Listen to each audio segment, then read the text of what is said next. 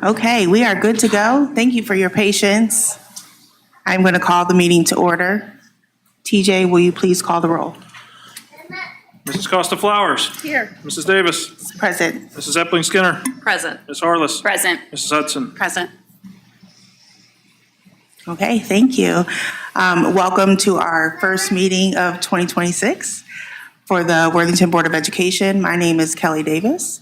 To my left is Board Member Nikki Hudson, Board Member Amber Epling Skinner, our Treasurer TJ Cusick, and to my right is Superintendent Dr. Trent Bowers, Board Member Stephanie Hartless, and Board Member Sheena Costa Flowers.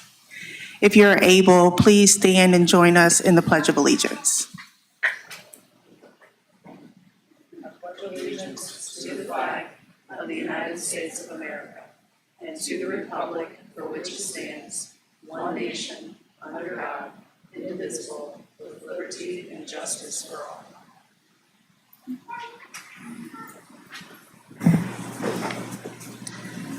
Okay, now we get to the exciting part. The first order of business is to have the oath of office for our newly elected board members and newly re-elected board members. So I'm going to welcome up Elizabeth Hall Carey Esquire to swear in board member Sheena Costa Flowers.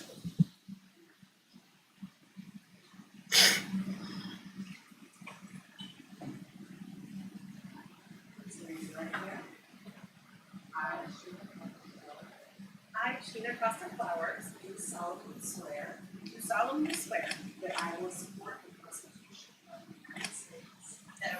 the Constitution of the United States, and the Constitution of the State of Ohio, and that I will faithfully and impartially discharge my duties as a Board of Education member and for the Worthington City School District, Franklin County, Ohio.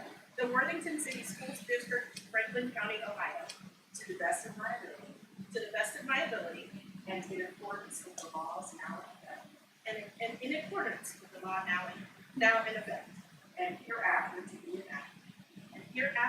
enacted during my continuance in said office. And until my successor is chosen and qualified.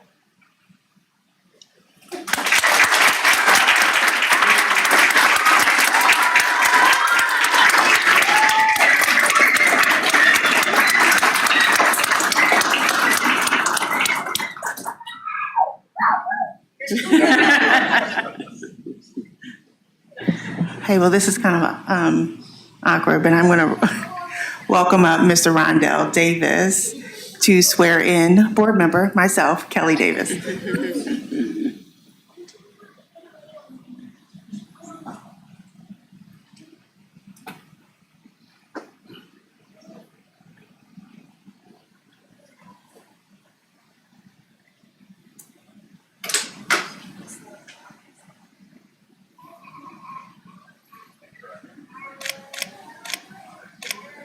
I, Kelly Davis,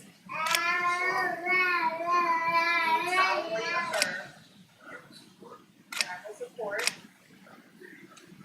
the Constitution of the United States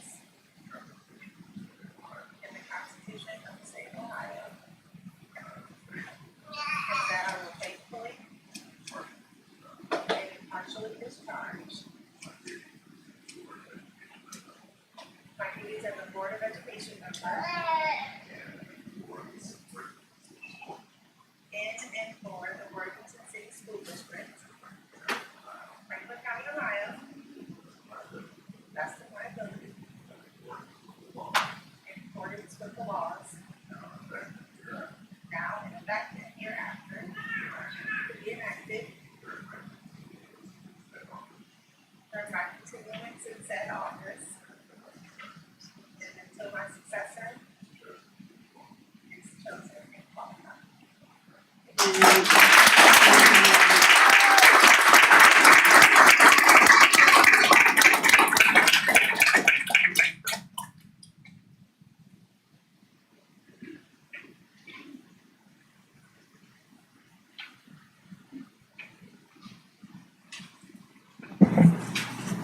Okay, that was exciting, sorry.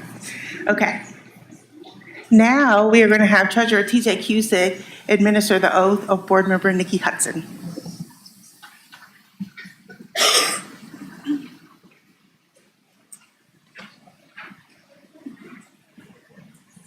I state your name. I, Nikki Hudson, Solemnly swear or affirm do solemnly swear that I will support the Constitution of the United States that I will support the Constitution of the United States and the Constitution of the State of Ohio, and the Constitution of the State of Ohio, that I will faithfully and impartially that I will faithfully and impartially discharge my duties discharge my duties as a Board of Education member as a Board of Education member in in and for the Worthington City School District, Franklin County, Ohio, to the best of my ability,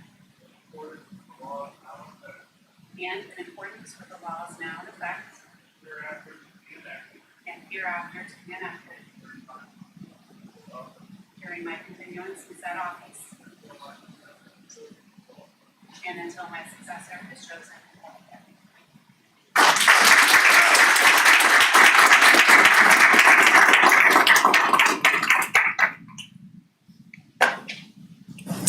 All right, well, it's official. This is your official Worthington Board of Education board members. Congratulations to everyone. I know that we are all excited for the work ahead, so. Now I will accept nominations for president of the Worthington Board of Education. As a reminder, we do not need a second. I'd like to nominate Amber Epling Skinner. And I will second. Okay. Any other nominations? And with that, I will close nominations for president of the Worthington Board of Education. TJ, will you please call for the vote? All right, for the nomination of Ms. Epling Skinner as president, Mrs. Costa Flowers, Yes. Yes. I'm sorry. Mrs. Davis, Yes. Mrs. Epling Skinner, Yes. Ms. Harless, Yes. Mrs. Hudson. Yes. Motion carries. Congrats.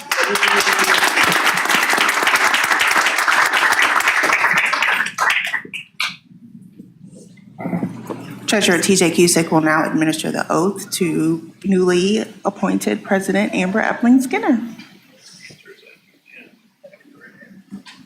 Do you solemnly swear or affirm that you will support the Constitution of the United States and the Constitution of the State of Ohio, and that you will faithfully and impartially discharge your duties as president of the Board of Education of the Worthington City School District, Franklin County, Ohio, to the best of your ability, in accordance with the laws now in effect and hereafter to be enacted during your continuance in said office and until your successor is elected and qualified? I do. Congratulations.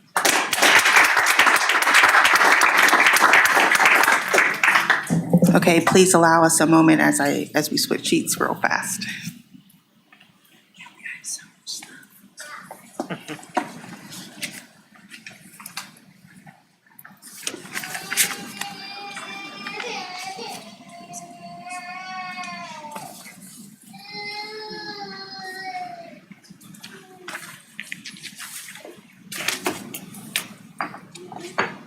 Welcome, friend.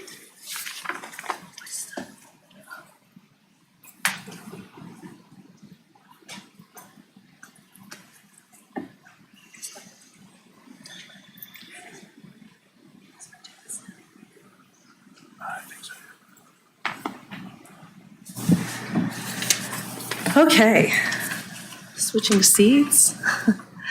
I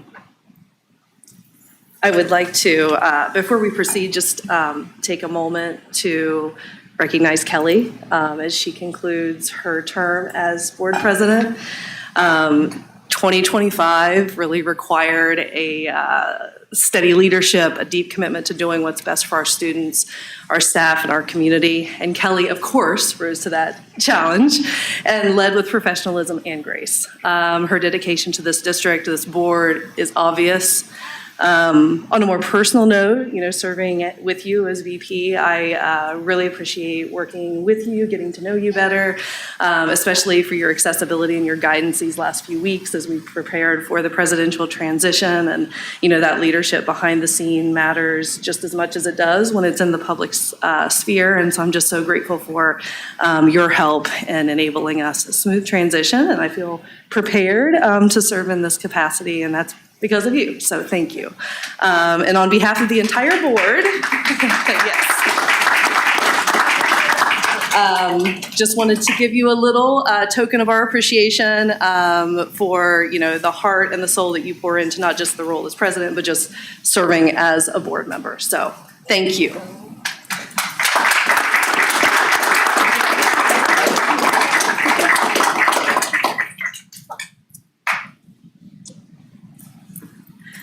Okay, so now I would like to open the floor for nominations of vice president for the Worthington Board of Education. I would like to nominate Stephanie Harless. And again, this does not require a second, so are there any other nominations? We'll close that, and Mr. Cusick, if you would call the roll. All right, for the nomination of Ms. Harless as vice president, Ms. Davis, Yes. Mrs. Epling Skinner, Yes. Ms. Harless, Yes. Mrs. Hudson, Yes. Mrs. Costa Flowers. Yes. Congratulations, Stephanie. And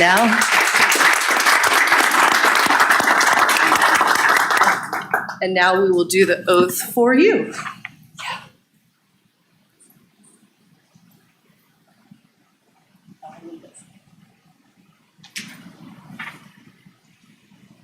Is this on? Yes? Hello? Okay. Raise your right hand, or your left, whichever you prefer.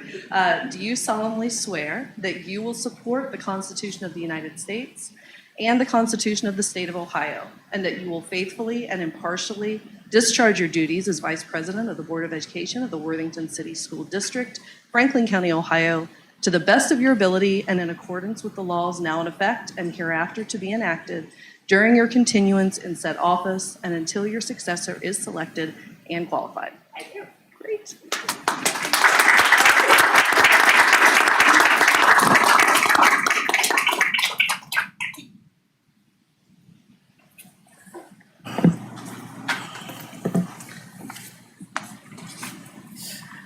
Okay, if I could just take some liberty here at the beginning, just to say, I'm really looking forward to 2026. I think, now that we're all sworn in and official, I'm honored to work alongside all four of you. I think we all bring unique perspective and experience and a skill set to the board that really makes this work enjoyable and fulfilling and is a great asset to our community. I also want to recognize our superintendent and our treasurer. Their steady and experienced leadership is a tremendous asset to this district. I know it is the envy of several other districts in the state of Ohio. I hear that often. And Worthington benefits every day from their professionalism, institutional knowledge, and a deep care for our schools and community. So as we look ahead to 2026, it's a meaningful moment for Worthington schools. In the coming year, we're going to be celebrating major milestones. We've got ribbon cuttings for sure on the schedule. Our new natatorium, the expected completion of both high schools is on the horizon, projects that represent years of planning and community investment. We'll also together navigate a midterm election in November that will bring changes in statewide leadership, may include a property tax amendment, may not, but either way, we're all in this together. We're going to work together on that, both of which obviously have real implications for public education and for our district. And finally, we'll also begin the important work of naming a committee to take a thoughtful look at our elementary schools. That will be happening at the end of 2026, and that work will help inform long-term planning, future conversations as we plan to be back on the ballot in 2028. So I just, wanted to point these out as we look ahead. These are significant moments. They call for steady governance, strong partnership with district leadership and community partners, several of whom are in the room today. And I'm just honored to help lead this work alongside my colleagues, and I look forward to the year ahead. So thank you. So the next item on the agenda is the establishment of meeting dates and times for 2026. So we circulated some dates that will fall on every other Monday, as they typically always have been, 6:30 PM with the exception of a few. We've got some work sessions in there in February and in June.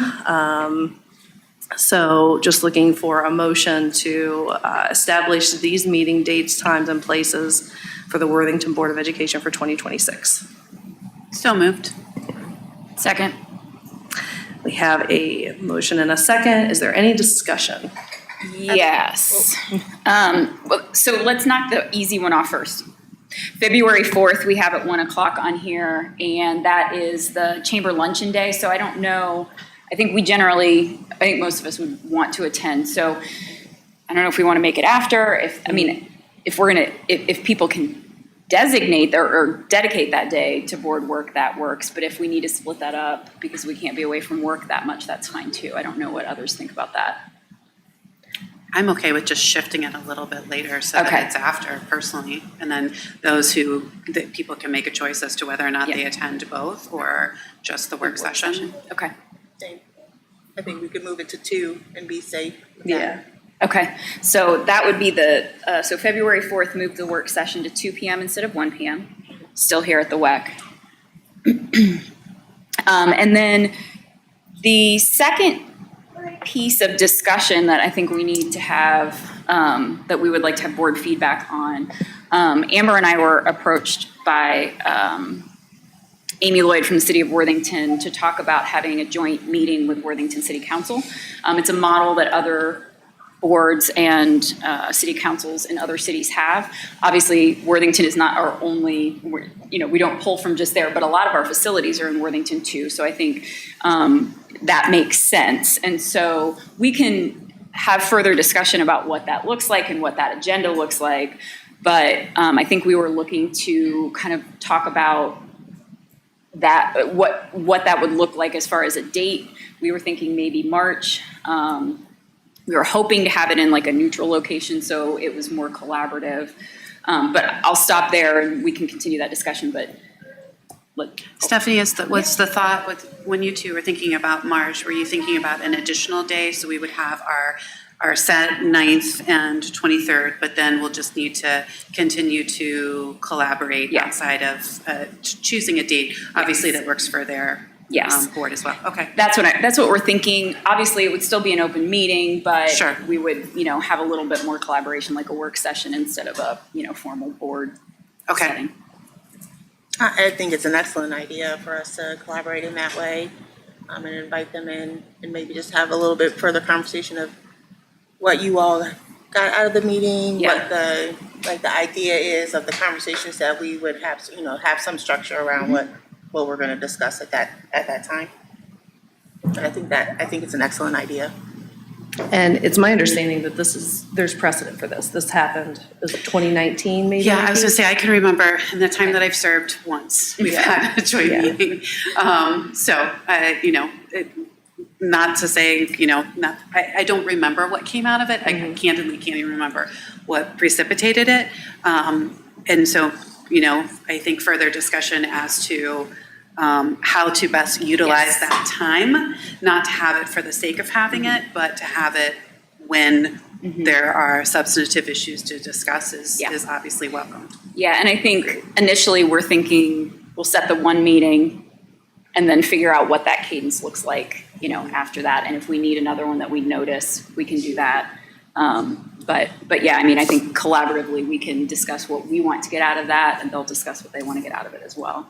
Was there any conversation about inviting other, like Sharon Township or Perry or Columbus? Yes. Representation from Columbus? And I think that's our long-term goal. Okay. I think, at least from my perspective, starting with a smaller group and then kind of, adding from there so you have a core, it makes more sense and the best use of everybody's time. But I certainly think that we would like to have a discussion with a broader group. Got it. Okay. That sounds good.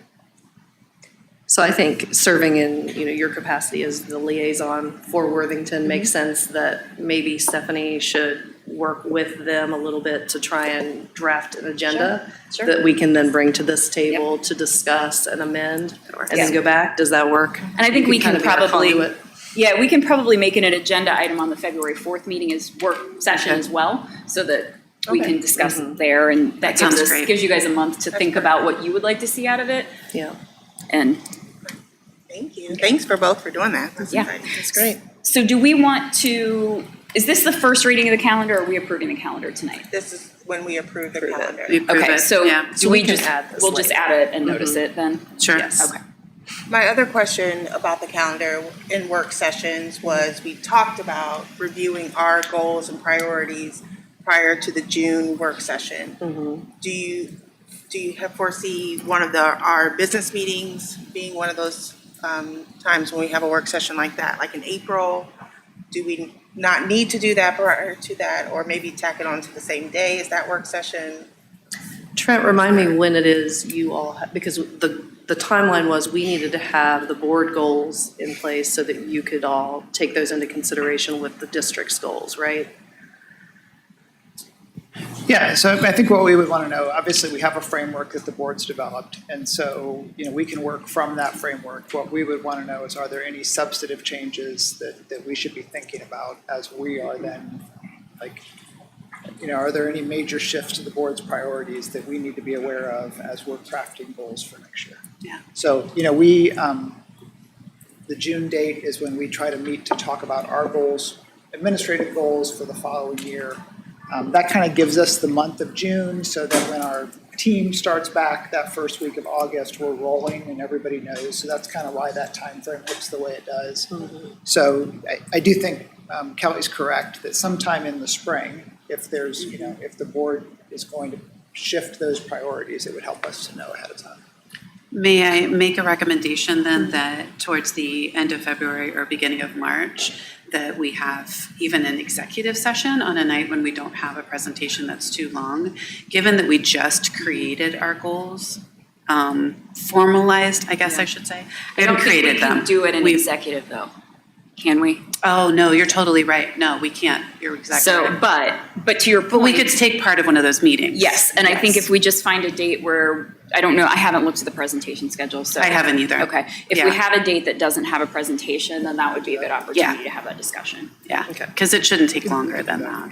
No. Meaning that I don't feel like we need a full, half-day work session. in Right, order to correct. work- I agree. Yeah, I agree. It could just be an agenda item. Yep, So February or March, yeah. late February. Check procedurally on that time change, since we were in discussion. Do we have to make an amendment to change the time on February 4th? We'll have to make an amendment to just, thank you. For the February 4th. Fourth, If yeah. that's all changes, yes. someone will need to make a Okay, motion okay. in a second to amend. So I'll make if we're there. I think, so we will look in March to talk about our goals, so that then you guys I don't foresee anything that we would talk about that would change it, but to your point, let's talk about it. Yes. Right. And then we'll roll into the May 11th, June 5th, I can read. With that already cemented. Okay, yeah, I think that's it then. So because we have that one change. Yep. I'll make a motion to amend the established meeting dates and times for 2026 to reflect that the meeting on February 4th will occur or start at 2 p.m. And I will second that. There's a motion and a second. Is there any more discussion? I think so. Mr. Cusick, would you call the roll? Mrs. Epling Skinner. Yes. Ms. Harless. Yes. Mrs. Hudson. Yes. Mrs. Costa Flowers. Yes. Mrs. Davis. Yes. And the amendment passes. So now I think we need to vote on the broader Yep. calendar. So is there any more discussion on that? I think we closed that discussion. So now we just need a motion and a second to make that vote. So I'll motion to approve the amended calendar. I'll second that. And we have a motion and a second. And Mr. Cusick, you could call the roll. Mrs. Epling Skinner. Yes. Ms. Harless. Yes. Mrs. Hudson. Yes. Mrs. Costa Flowers. Yes. Mrs. Davis. Yes. And thank you. We have an amended final calendar for 2026. Very exciting. And I know that we will get that published on our website and have that for public consumption. Moving along on the agenda to agenda item number 14, which is the appointment of board representatives. So if I could get a motion to approve the appointment of board members to the following boards, commissions, and organizations, and I suppose I should read through them. You can, it's your choice, or you could just say as so listed in the agenda. As they're listed in the agenda, okay, sure. So moved. Second. Have a motion and a second. Mr. Cusick, would you call the roll? Ms. Harless. Yes. Mrs. Hudson. Yes. Mrs. Costa Flowers. Yes. Mrs. Davis. Yes. Mrs. Epling Skinner. Yes. Motion carries. I forgot to say that earlier. Kelly even mentioned that. She's like, don't forget to say motion carries. And moving along, agenda number 15, which is the announcement of superintendent and treasurer committee assignments. This is going along with agenda item number 14. And this is no vote required, just simply up for discussion, procedural. Is there any discussion on these? I'll just point out, Yes. you may know this already, but just in case. So half of these rotate on the calendar year and half on the school year, so the July to June won't flip until June. So, and we did that just based on what they did and when it made sense to switch over. So, and if anybody's looking at the agenda, that's that. Yes. Thank you. Yes, so the first 4 do start now, and then in July, we will switch to the others, so. So those carry. Number 16, agenda item. We are looking for the appointment of board representatives to board committees. This is the policy committee. This also doesn't require a vote, just simply procedural. Any discussion on that? Hearing none, moving along. Number 17, Board of Education Association membership. Recommended motion to approve membership to the following organizations for the 2026 calendar year as so listed in the agenda. So moved. Second. There's a motion and a second. Any discussion? Hearing none. Mr. Cusick, could you please call the roll? Mrs. Hudson. Yes. Mrs. Costa Flowers. Yes. Mrs. Davis. Yes. Mrs. Epling Skinner. Yes. Ms. Harless. Yes. Motion carries. Moving along, agenda item number 18, which is the following annual resolutions as so listed in the agenda. So moved. Second? We have a motion and a second. Any discussion? Nope. Okay, and we will call the roll. Mrs. Costa Flowers. Yes. Mrs. Davis. Yes. Mrs. Epling Skinner. Yes. Ms. Harless. Yes. Mrs. Hudson. Yes. Motion carries. And now there is going to be, I don't know, do we recess or do we just keep going, or how does this work? Because we're past. I want to make the recommendation, or at least ask Sheena. Sheena has a lot of her family here, right? Do you want to break for just a few minutes to take a few pictures with them? Sure, that would be We great. usually have that opportunity because it We usually usually doesn't finish take the before full 6:30. 30 minutes. So may I make a recommendation that Yes. we recess for 5 or 10 minutes and then come back? Let's do that. Yes, so the motion is, do we need to vote on that? Right? Yes, so the motion is we recess for 5 minutes. Can I get a second? Second. Motion and a second. Can we call the roll, please, Mr. Cusick? Mrs. Costa Flowers. Yes. Mrs. Davis. Yes. Mrs. Epling Skinner. Yes. Ms. Harless. Yes. Mrs. Hudson. Yes. Motion carries. We are in recess.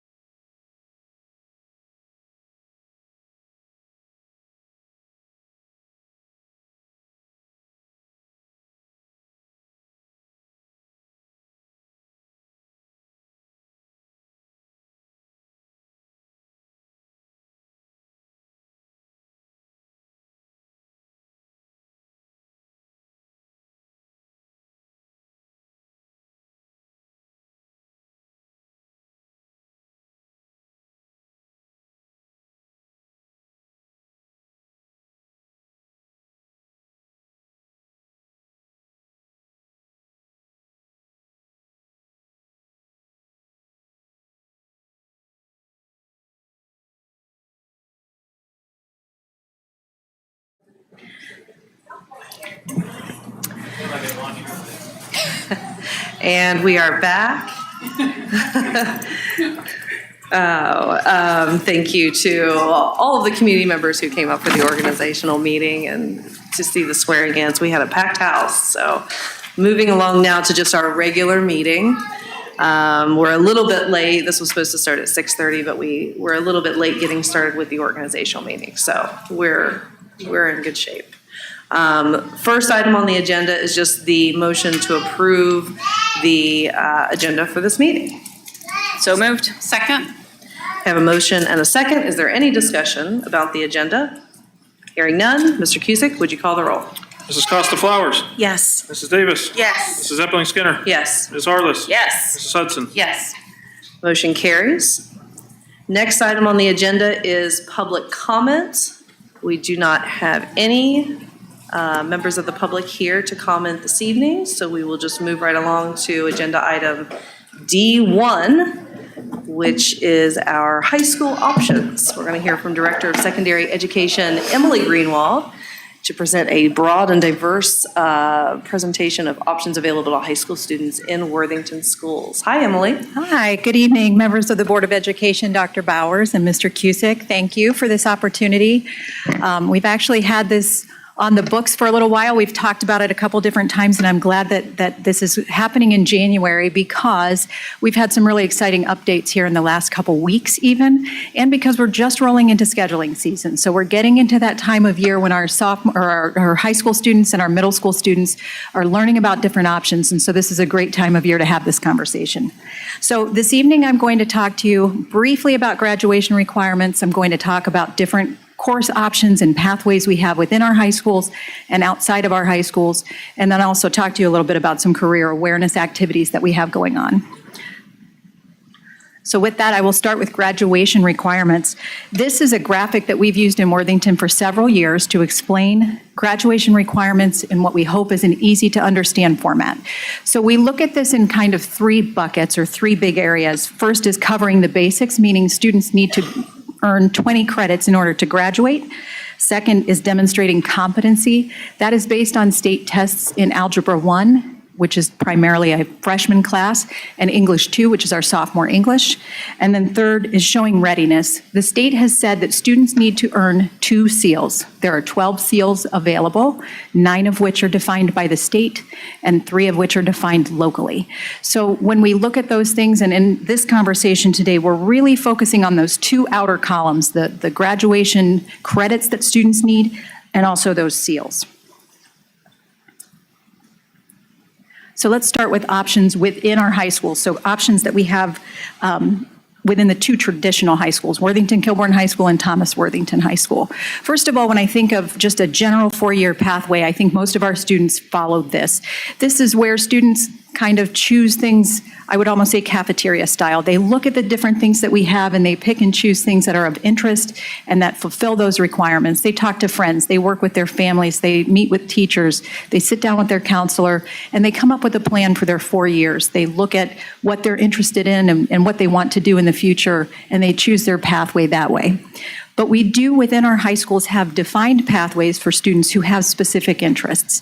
So one of those pathways is the EBA, or Entrepreneurial Business Academy. That is offered at Thomas Worthington High School. It's a 4-year pathway for students who have that interest in business and think they might want to pursue that in college or directly in the workforce. And so students take business coursework each year, culminating in an internship at the end of their senior year. Another pathway that we offer at both high schools is a STEM or engineering and technology pathway that follows the Project Lead the Way coursework. Students again take a 4-year pathway in this option as well. It's a program designed to introduce students to real-world engineering problems through project-based learning and hands-on experiences. It's a great option for our students.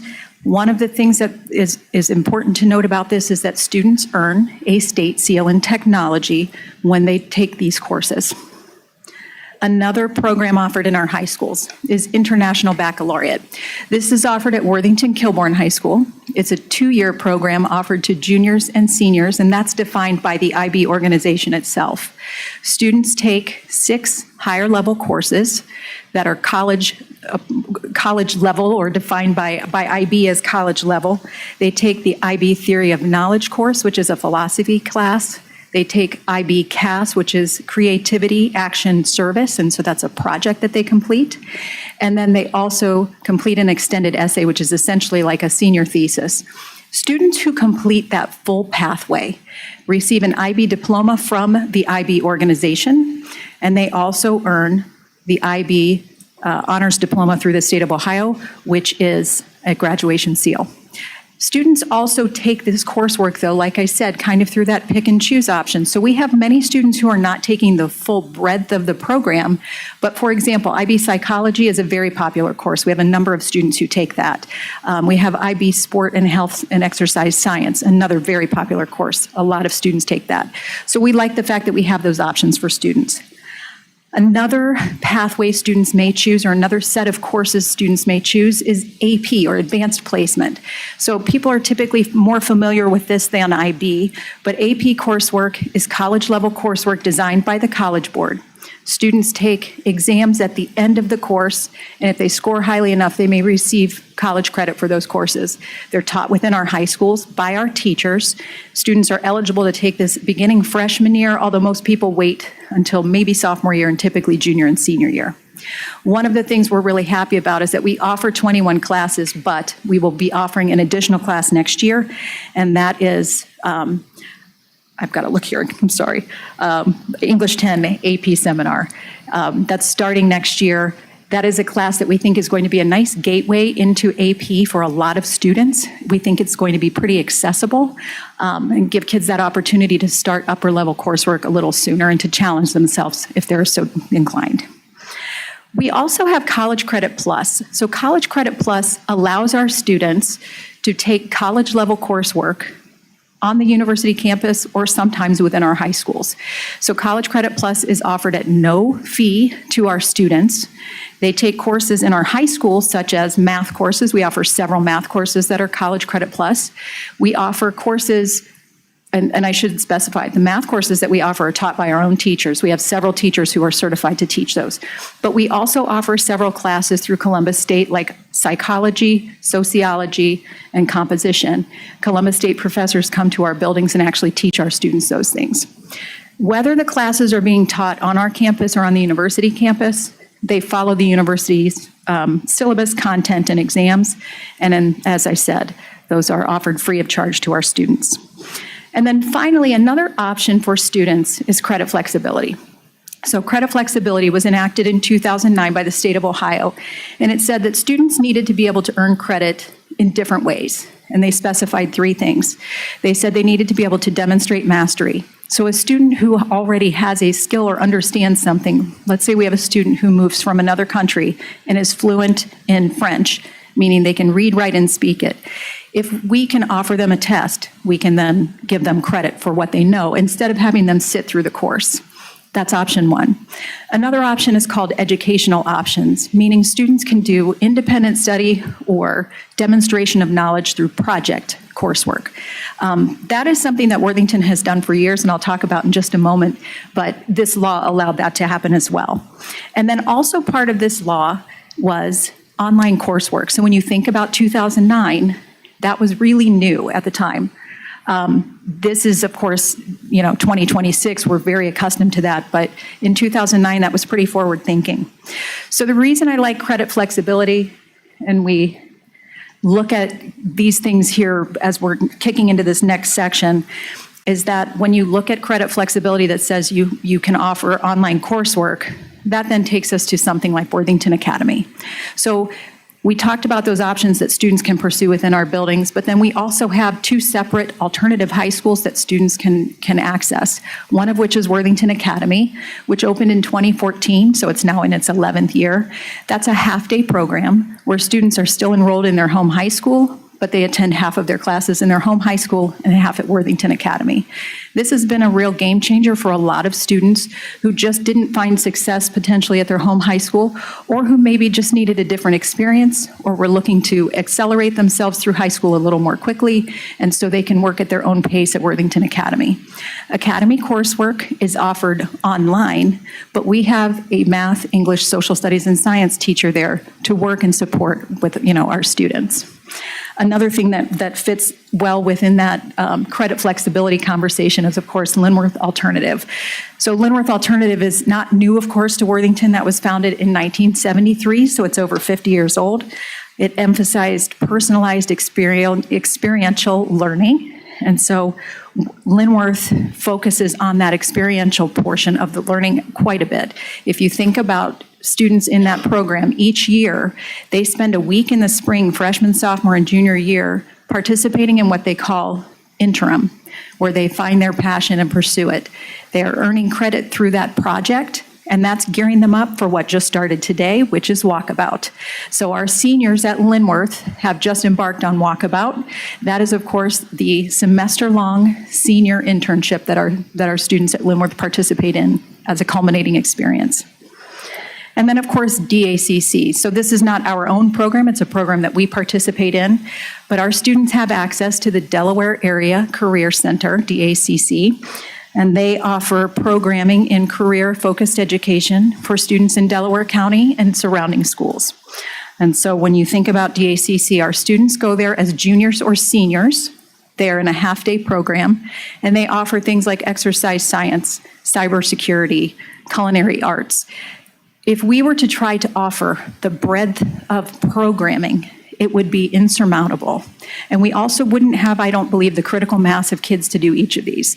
So it's a really great thing for our students to be able to access, because we have a handful of students in each of the different programs there, and they're with their peers from different area districts.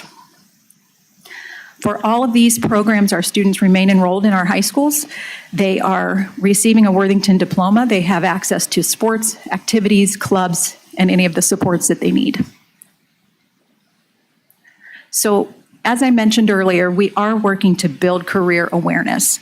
And when you think about how we're identifying students that might be a good fit for Delaware, or when we look at how students are making their pathway through the high school, we started a year ago using a tool called U-Science.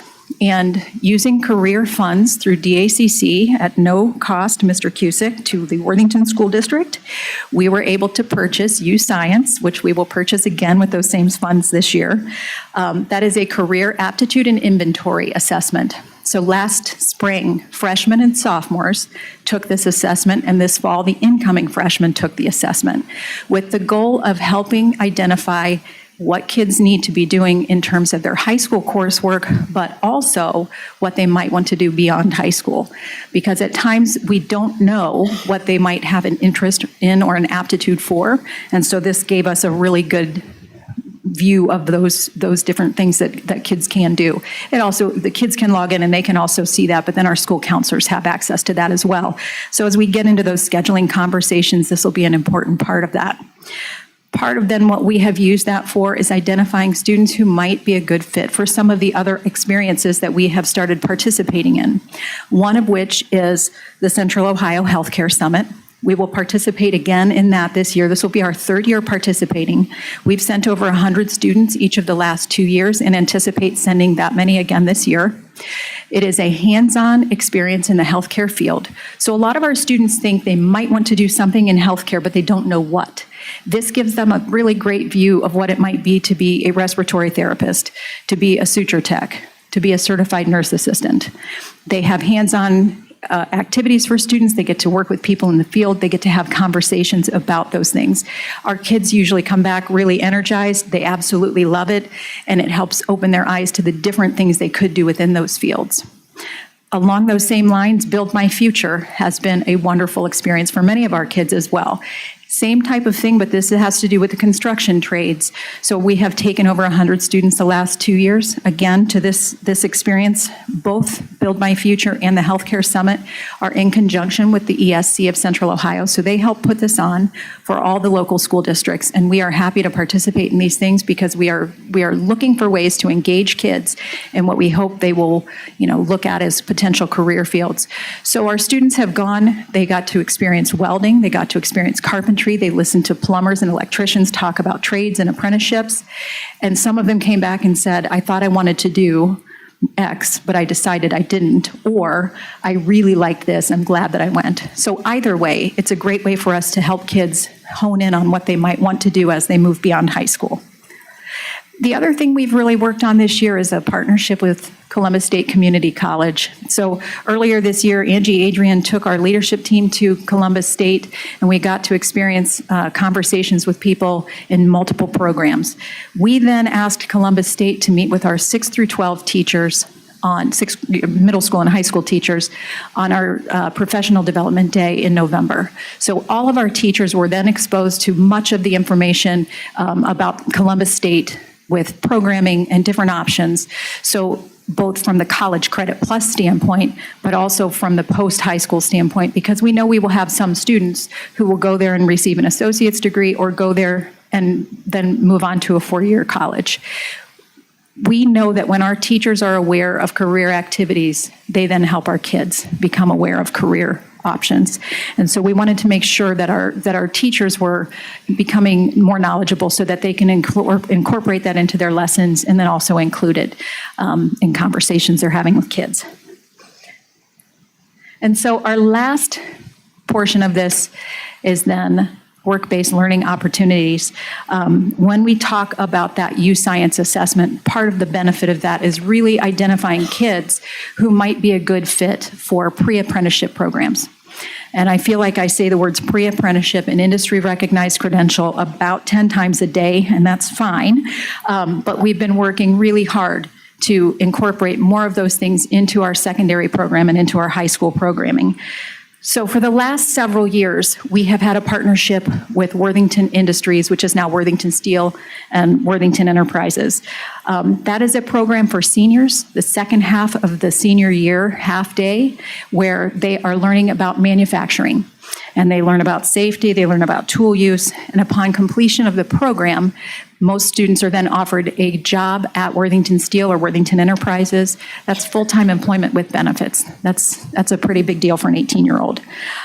For the past several years, we've had about a half dozen students engaged in that. We have 5 who will be starting that this spring. We also have worked for the last 5 years with Performance Columbus Drive Direct. They have a year-long half-day program for seniors. It is in the automotive repair and maintenance industry. Students who participate in that program, again, learn safety, which is always important. They learn tool use and basic automotive mechanics and maintenance. We currently have 6 students involved in that. Last year, we began a pre-apprenticeship with independent electrical contractors. We established the pre-apprenticeship in November of last year. It began in January and concluded in the spring. We had 1 student who participated. I am happy to report that this year we have 11 students participating. So that's pretty exciting. A lot of kids were able to engage in that. We looked again at those U-Science results and made some decisions and had conversations with kids. We took a field trip, and we now have 11 students participating. Another new pre-apprenticeship this year is Hamilton Parker. So when I think of Hamilton Parker, and maybe you have some familiarity, I think of tile, or maybe the brick on the outside of Thomas Worthington.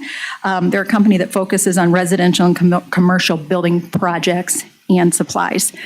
The interesting thing about the Hamilton Parker pre-apprenticeship is the fact that it is paid. Students may participate and be paid by Hamilton Parker because they're trying to build their workforce. So we have currently 1 student who's taking advantage of this, but I hope that a year from now, when we have another conversation, it will be like IEC, where more students get involved, get engaged, and we have more students taking advantage. And then I kind of hesitate, but I will share the last potential pre-apprenticeship, and I'm hoping to speak this into existence as opposed to jinxing this, but we have been working with a healthcare company to bring a healthcare program to Worthington schools for our students. So we've been working pretty diligently looking at different options, and unlike many of our neighboring districts, we do not have a healthcare system housed in our district. So we don't have Mount Carmel, Ohio Health, Ohio State, and even the districts who do, those health systems like to work with the career centers or with Columbus State or Ohio State because they have existing partnerships and programs. We have begun working with a company, and the ESC once again has supported this work. They've been really phenomenal. To bring a program here for certified nurse assistant, CNA, or maybe it's certified nursing assistant, but it's a CNA program. It is a 75-hour program. So I know that sounds like an interesting number, or you may wonder, like, what does 75 hours look like? That's a half day for about 20 days. So when we think about that, our counselors and I have worked to identify that we think we could do this towards the end of this school year or over the summer. We have identified a location within the district. That means our students would be transported because it's within the district. They would not have to provide their own transportation anywhere that's far away. And then they would be able to complete that program in-house, which is pretty exciting. So I will keep you posted on that. I am hopeful that we can get that rolling before the end of the school year. So that is just a broad swath of different options, opportunities, and things that we offer in our high schools. I do appreciate the time this evening, and I'm happy to take any questions. Thank you, Emily, so much for that presentation. I'm sure we have questions and discussion. Who wants to start? Yeah, Nikki? I'm glad to start. I'll express my gratitude as well. A plethora of information. I think one of the things that's most impressive is the work that's being done within the district to grow the work-based learning opportunities. And let me just say, for the broader public, it's not an easy task, because everything that's on the, and correct me if I'm wrong or help me state this in a digestible manner, but everything that's on the employer side has to meet certain requirements.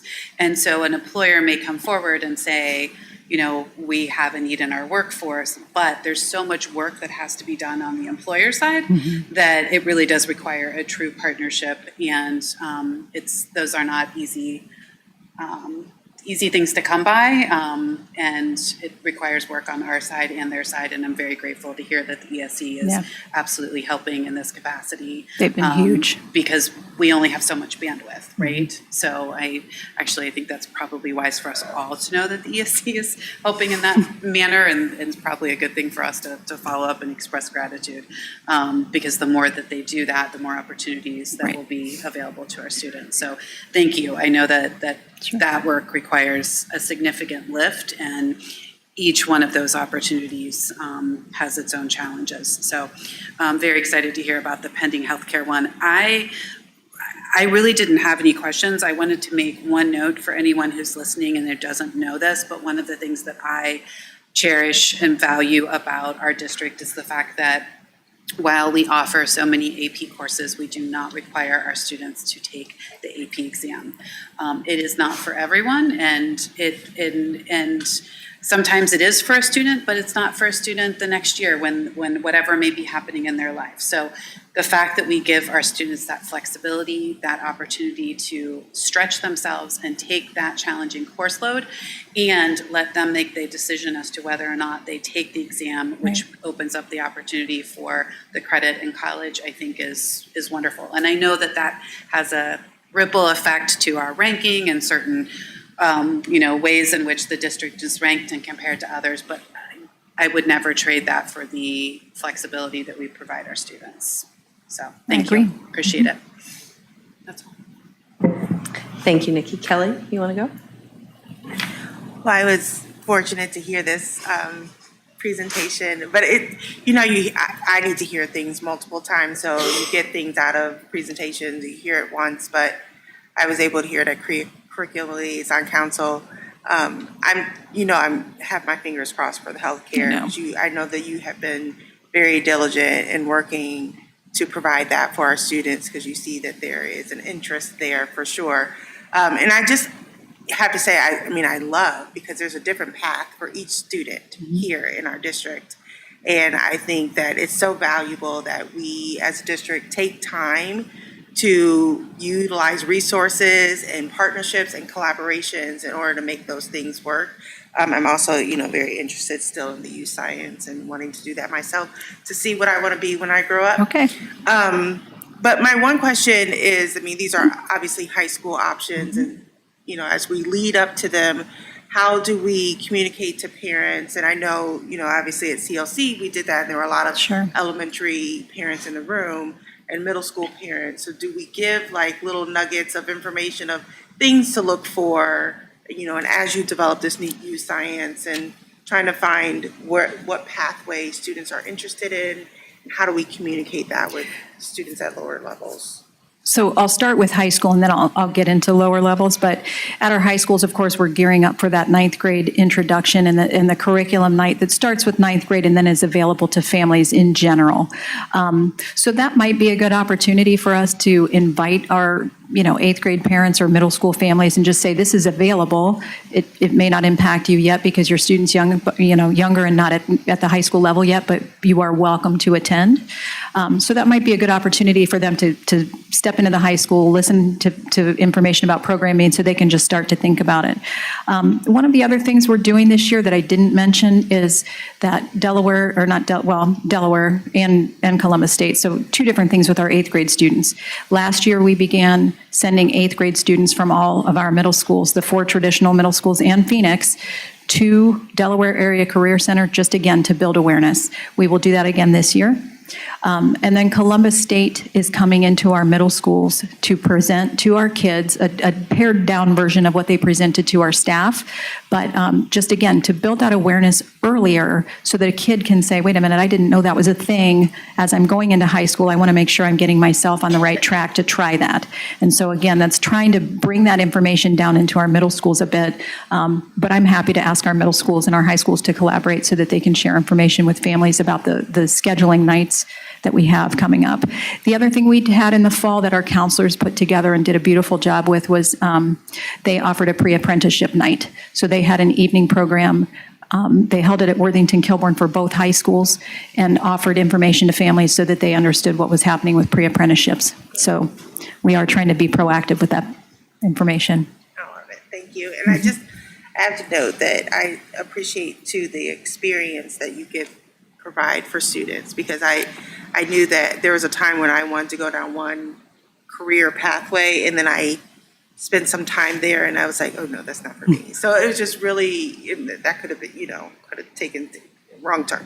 So it's just really good that students are able to have that time to experience. So I appreciate everything that you're doing, everything that the district is doing in this area and beyond. So thank you for taking time to present to us tonight. Thank you, Kelly. Stephanie? Thank you.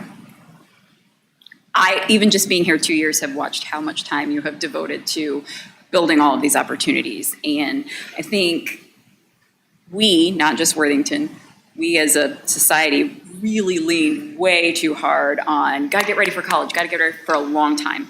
And I appreciate that we are really walking the walk when it comes to saying we're gonna meet kids where they are and help them realize what they want to become, right? Because it's not just about not wanting to go to college, it's about all of the things that you do want to do and what meets your style, which in that youth science, I agree with Kelly. I'd like to know what I want to be when I grow up too.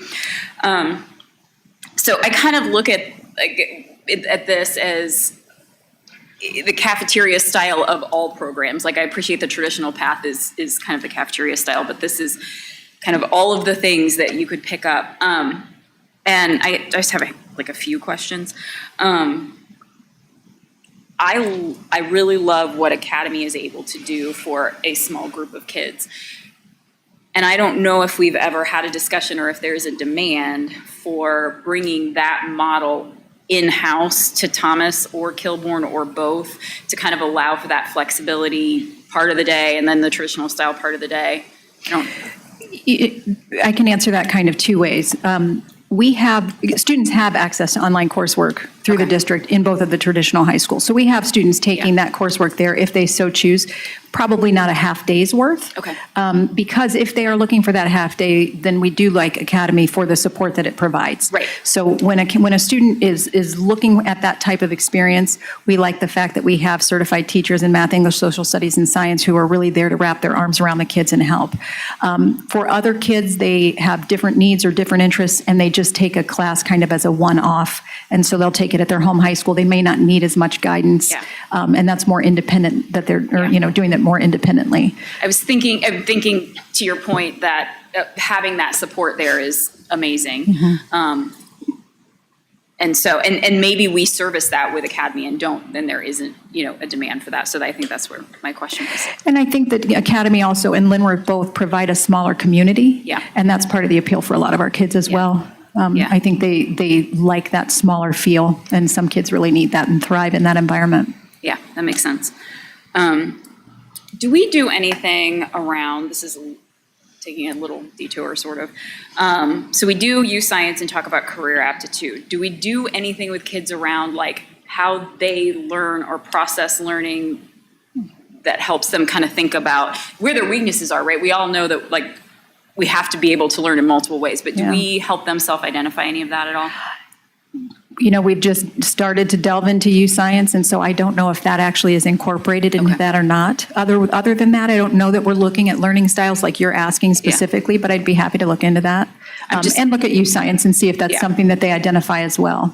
Yeah, and I'm not trying to suggest that we need more things, but I think as an adult, understanding how I process would have been helpful for me when I was a kid. But, and then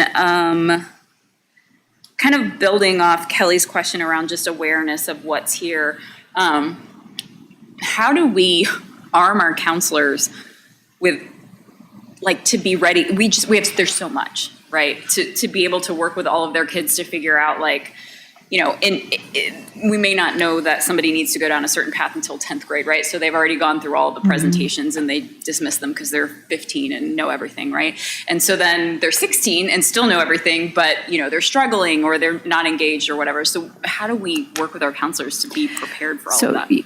Our counselors work very closely with Nathan Kallenberger and with me, but they also meet regularly within their buildings with their administrative teams. And so they're talking about students on a regular basis, looking at different kids, looking at different options for kids and having conversations about those things.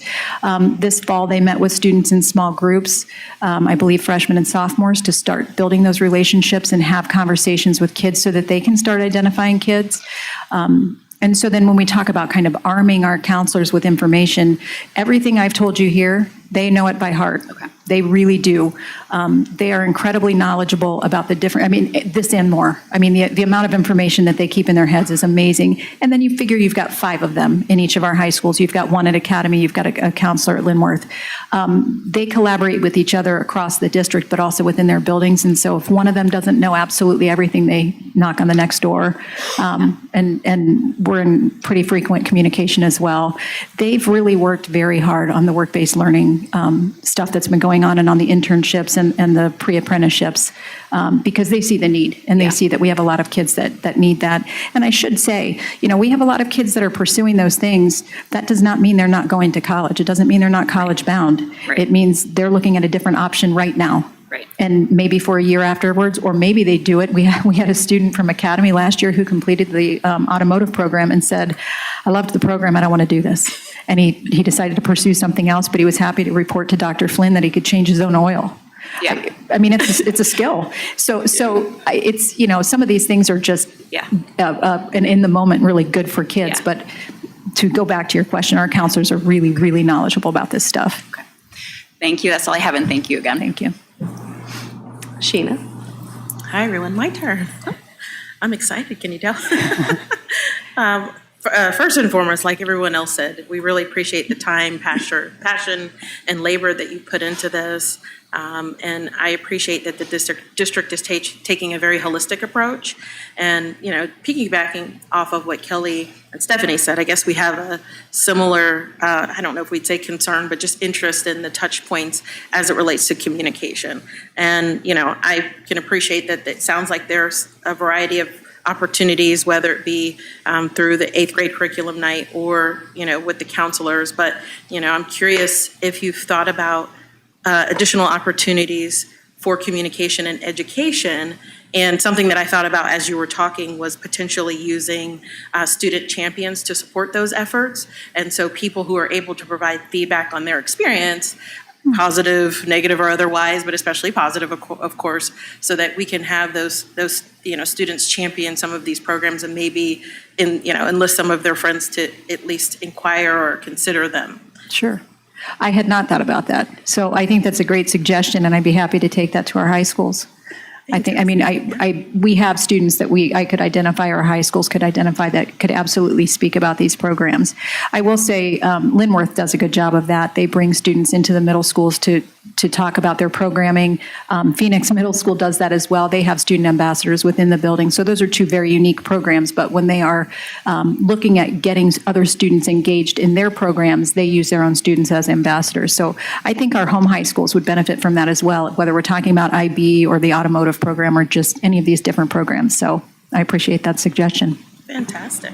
And additionally, I'm also curious as to whether or not we're performing any data analytics on the future or long-term outcomes of participating in these programs, not only so that we can understand the success and then the areas where we can improve on, but also as a place where we can report back and help to champion these programs. So it's interesting. We are required, and we're happy to provide a survey to our students about this time of the year for last year's graduates. It's interesting because it's like pulling teeth to get them to respond. And so it is a challenge that we have. It's not, it's a very worthy endeavor. It's just really challenging to get kids to respond after they've completed high school. And so probably something we could look into and try to work through. We do provide information to the students about this survey as they're graduating so that they know it's coming, so that they're trying to help us answer these questions. But it would be nice to know, a student who completed the Worthington Industries pre-apprenticeship, for example, are they still working at Worthington Industries or Worthington Steel and Enterprise? So it would be worth investigating. Thank you, Emily. This was fantastic. Appreciate it. Thank you. I will echo everyone else. Thank you for the presentation. Thank you for the work that you do, the important work for the district. I have a senior, a junior, and an 8th grader, so I am in the thick of all of this right now. And I will say that I remember my mind was blown the first time Gabby, my oldest, had to schedule for high school and seeing the options that she had. I couldn't even believe it was like scheduling for college back, when I did it, because in high school where I went, you had this English class, you had this math, there wasn't a whole lot of variety. So the offerings in Worthington are really, really incredible, and our students are so fortunate to have so many different pathways. And I applaud you and your team and the district and what we're really trying to do here to have, a path for everyone. And so many options. So excited about the healthcare option. That sounds really promising. I didn't hear anything, and I'm just curious about your thoughts on ROTC. I know when we had the report card for the state, we didn't score very well, as many other districts in the state didn't either in that classification. But is there any kind of, has there ever been ROTC here? Is there ever any discussion to bring it here? I don't know what the process entails, but. I will honestly tell you, and I would look at Dr. Bowers, in the time that I was a student through now, I don't remember us ever having ROTC. Now, I think Delaware may have that as an option, so I'd have to look at that and get back to you. It's an interesting question. There are two parts to that. One of them is the question of offering ROTC or promoting it if it is a program at Delaware, and the other is tracking military enlistment. So part of what we've recognized with the CCWMR, so College Career Workforce Military Readiness score, was that we were not appropriately tracking that. When we appropriately track it, we're still not going to have a massive number. We'll probably have 10 to 15 kids at the most, but I think we only tracked 2 or 3 kids with the actual form from the federal government that said they had enlisted. So part of that CCWMR was actually tracking and making sure that we have the right forms. But to your question, I can look into Delaware and see if they offer ROTC. I don't know that it's something that we've ever considered here. And I don't know that there's interest, I mean, Sure. I just know that other school districts have it. And, if that's something, if we're looking at giving our students as many opportunities as possible, perhaps it could be a path that some would be interested in. So that was just one question I had. Also is, Kelly brought up the touch point and how early we're getting to them with some of this information. And you said that the U Science, the aptitude test, that's given to freshmen and sophomore. We gave it to freshmen. It's available to any student who wants it. So our counselors wanted to look at this in a manageable way. They offer it, they have meetings with juniors a lot of times and start having conversations, prior to senior year and talking about future planning. And so they typically offer it to juniors as an option. But we identified freshmen and sophomores so that we could start identifying kids earlier for program options, because we didn't want students to get into sophomore and junior year and say, oh, I wish I'd thought about Delaware. We wanted to make sure that as they were coming in younger. So that was the mindset behind starting with freshmen and sophomores. It's absolutely available to any student. It does take about an hour and a half. So it's not a small undertaking for a kid. We try to break it into manageable chunks, and so it's taken a little bit of planning, but it is, as we start to look at it more holistically, I mean, it has only been not even a full year since we've started it. It'll be interesting to talk to the counselors and see how they see us rolling forward with this. I would almost wonder if there's value in offering it to a 7th or an 8th grader, just because, if you're taking it in 9th and 10th grade, at that point, you've already had some high school classes under your belt, and it might be harder to change paths if you identify a path. So I don't know, just maybe an 8th grader and having that information kind of in the back of their mind as they're going into high school scheduling might be beneficial. And sorry, I had a couple more questions. I know that,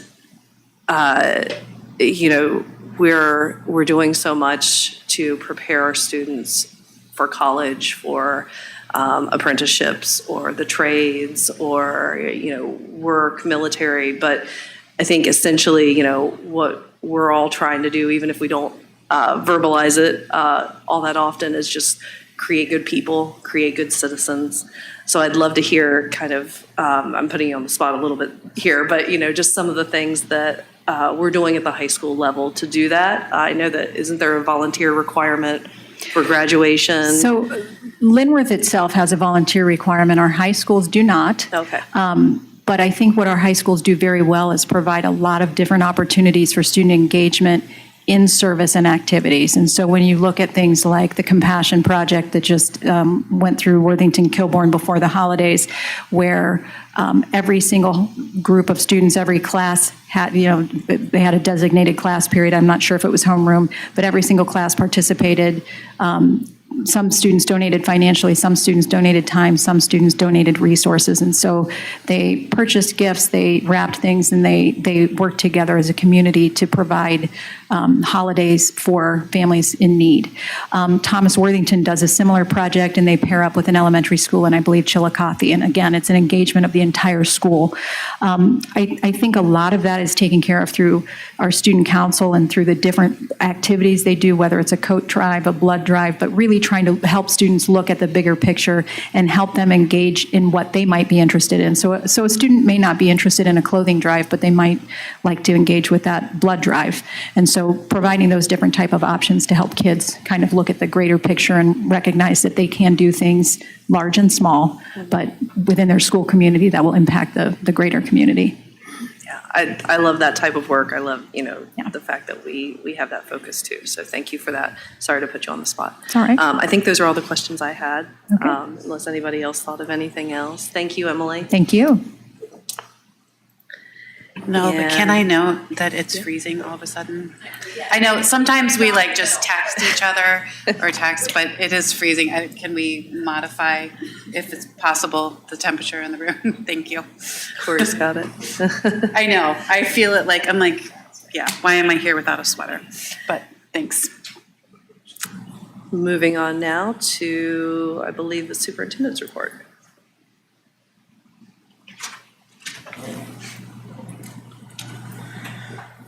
I almost said President Davis, and it's going to take me a minute if I mess up. So President Epling Skinner, thank you. Our mission in Worthington Schools is to empower a community of learners who will change the world. In Worthington, we have 4 vision statements, and so for the superintendent's report, we try to break up that report into those 4 vision statements. So our first vision statements, we will engage each student with diverse opportunities to maximize every student's potential. And so obviously you heard a little bit about that from Ms. Greenwald this evening. We are thinking about summer programming. So when the calendar hits January, the main window for our summer programming this year is June 1st through June 25th. There is an extended window for credit recovery and to finish blended or get-ahead courses that ends on July 16th. Most of our in-person programs will be during that time and run Monday through Thursday mornings. Our students like their Fridays off in the summer. And then our Worthington Summer Enrichment Academy, that's a kindergarten through 8th grade program, is set to run June 1st through 4th at Worthington Middle School. And so we are currently working to get our staffing together for those programs, and parents will begin to see those opportunities soon. The second piece is we'll provide a safe environment where every student will grow intellectually, emotionally, socially, and physically. We do want to just point out something we've talked about before, but for those enrolling in kindergarten, Ohio House Bill 114 has been signed into law by the governor, and that does change the kindergarten eligibility requirement. So students must now be 5 on or before the first day of school. So our previous policy said students must be 5 by September 30th. This shifts. For 2026, we start school on August 19th, but kindergarten begins on August 21st. So we are going to use August 21st as the entrance day. The Welcome Center staff is beginning to communicate with families that are affected by this change in law. I do believe we have 8 families who've already registered that we have to go back to, 4 of which knew this was possible, 4 of which enrolled before that was possible. But that is a fairly significant change for a segment of people that were planning on one thing, and now obviously Worthington Schools needs to follow the law. So August 21st next year becomes that date for us. We will, our third vision statements, we will provide consistent communication and promote dialogue with our community. We'd like everybody to mark their calendars for 2 months from tomorrow, Thursday, March 6th. We will be hosting an in-person State of the Schools at Worthington Kilbourne High School at 6:30 p.m. We want people to come out to see some amazing student performances and learn more about what's happening in your local public school district.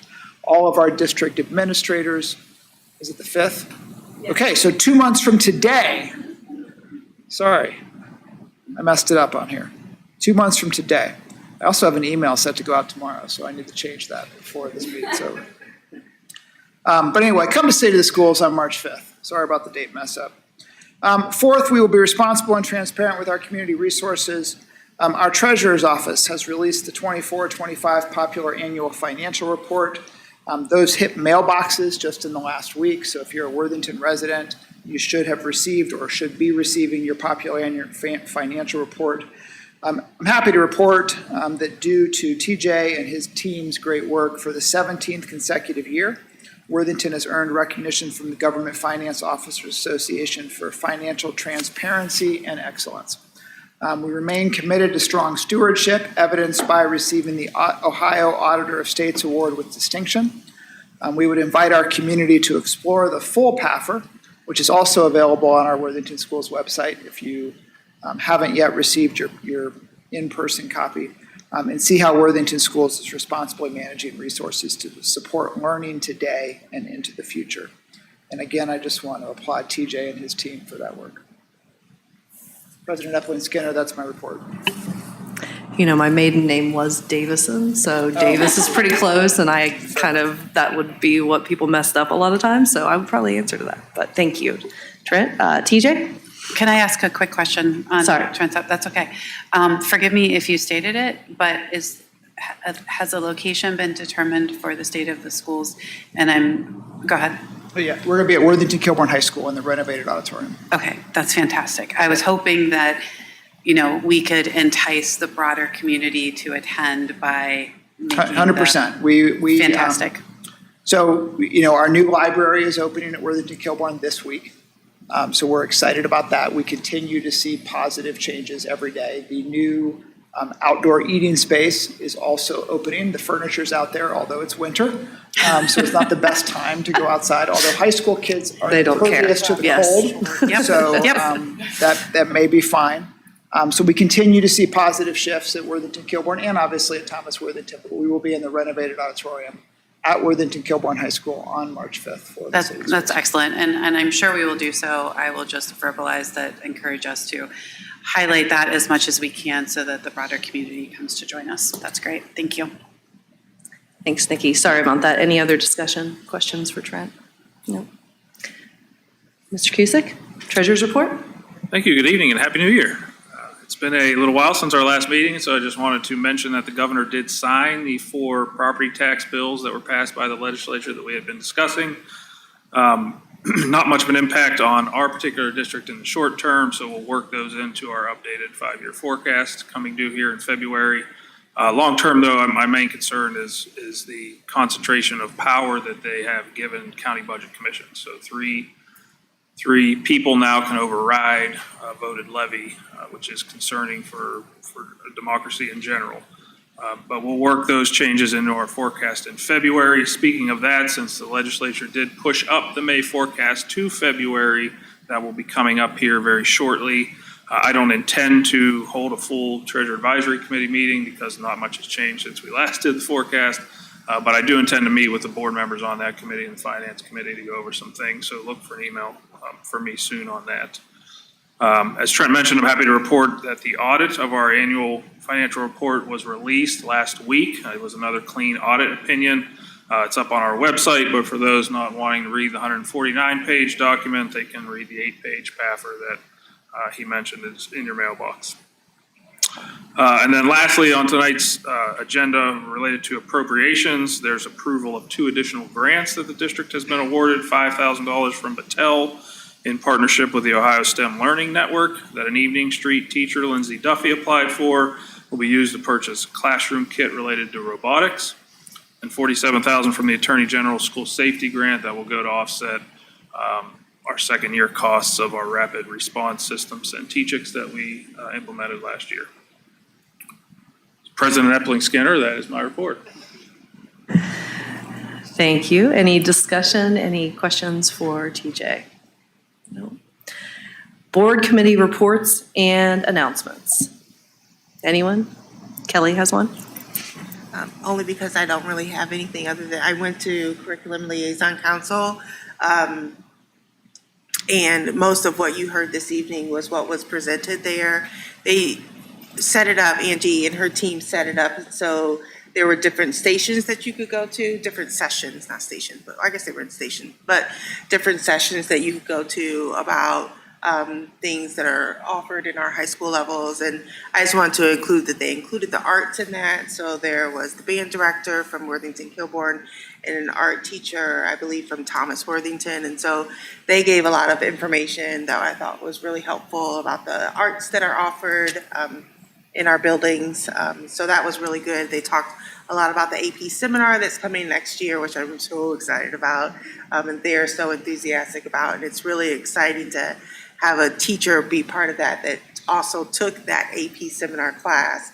And so just being, as you know, she was talking about being champions for something and really championing that offering to our sophomores, for all of our sophomores next year. So so it's a good opportunity I always like to peek into AAPO when I can get a chance. So, but that's all I've had since we met last. Thank you. It's been a while, yeah. Stephanie, did you? I was at AAPL as well, or CLC, sorry. And I will just say that I sat in on a course or a session specifically on College Credit Plus, and I don't think I knew how extensive it was. So I just, in addition to all the things that are in the syllabus in the high school, or in the what they can register for in the high school, there's somewhere in the neighborhood of 260 courses that they can register for at Columbus State as well. So we really, they really have an opportunity to explore what they want to explore under that program. So other than that, I think Emily covered everything. So that was pretty amazing. Sheena, no. Or you do? None today, thank None today, yes. We'll give you a little time to get your legs under you before we start demanding reports. All right, thank you for that. Nikki, you didn't have anything, right? No, okay, I didn't either. No. So moving along, agenda item F1 is the recommended by the treasurer that the Board of Education approve the minutes as presented in enclosure F1. So moved. Second. We have a motion and a second. Any discussion? Hearing none. Mr. Cusick, would you call the roll? Mrs. Davis. Yes. Mrs. Epling Skinner. Yes. Ms. Harless. Yes. Mrs. Hudson. Yes. Mrs. Costa Flowers. Yes. Motion carries. F2, appropriations modifications. Mr. Cusick? Thank you. I'd like to recommend that the Board of Education approve the general fund appropriations as listed in the agenda that net out to zero and the 2 additional grants that I mentioned earlier. Any questions, discussion? Hearing none? So please- moved. Oh, sorry, yes. okay. So moved, can I get a second? Second. I think, yeah, I was Oh, gonna say, go we ahead. both Kelly said so got it. moved. I'm glad to be the second. Okay, gotcha. I'll get the hang of this, guys. I You're good. promise. You're good. Any discussion? Hearing none, please call the roll. Mrs. Epling Skinner. Yes. Ms. Harless. Yes. Mrs. Hudson. Yes. Mrs. Costa Flowers. Yes. Mrs. Davis. Yes. Motion carries. Personnel consent agenda. Dr. Bowers. Yes, thank you. I'd like to recommend that the Board of Education approve the consent agenda. That's items G2 through G10. Items G2 through G10, please. So moved. Second. Any discussion? Hearing none. Mr. Cusick, please call the roll. Ms. Harless. Yes. Mrs. Hudson. Yes. Mrs. Costa Flowers. Yes. Mrs. Davis. Yes. Mrs. Epling Skinner. Yes, motion carries. H, agenda item H, actions recommended by the superintendent. Dr. Bowers. Yes, thank you. I'd like to recommend that the Board of Education approve item H1. Item H1 is the acceptance of the donations from the individuals and organizations that are listed on your agenda. H1, please. So moved. Second? Motion and a second. Any discussion, any questions? Hearing none. Mr. Cusick, would you call the roll? Mrs. Hudson. Yes. Mrs. Costa Flowers. Yes. Mrs. Davis. Yes. Mrs. Epling Skinner. Yes, Ms. Harless. Yes. motion carries. Requests, questions, concerns from the board. Seeing none, moving along to the calendar. Our next regular meeting will be January 26th at 6:30 PM right here at the WEC. We will be talking about Portrait of a Learner survey, getting an update from Angie and her team. So excited about that. And then February 4th, we'll have a work session. We did amend that, so that will be 2 o'clock instead of 1 o'clock right here at the WEC. And then on the 9th, we will meet again at 6:30 for a technology update. Could I get a motion to adjourn? So moved. Second? Have a motion, second? Assuming no discussion? Sorry, I haven't been super fast at this. I promise I'll get quicker. I feel like I'm just slogging great. through this a little bit. Mr. Cusick, could you call the roll? Mrs. Costa Flowers. Present. Yes. Yes, I'm sorry. Davis. Like we did this, I'm so sorry. Mrs. Davis. Yes. Mrs. Epling Skinner. Yes, Ms. Harless. Yes. Mrs. Hudson. Yes. we are adjourned. Thank you so much. Thank you.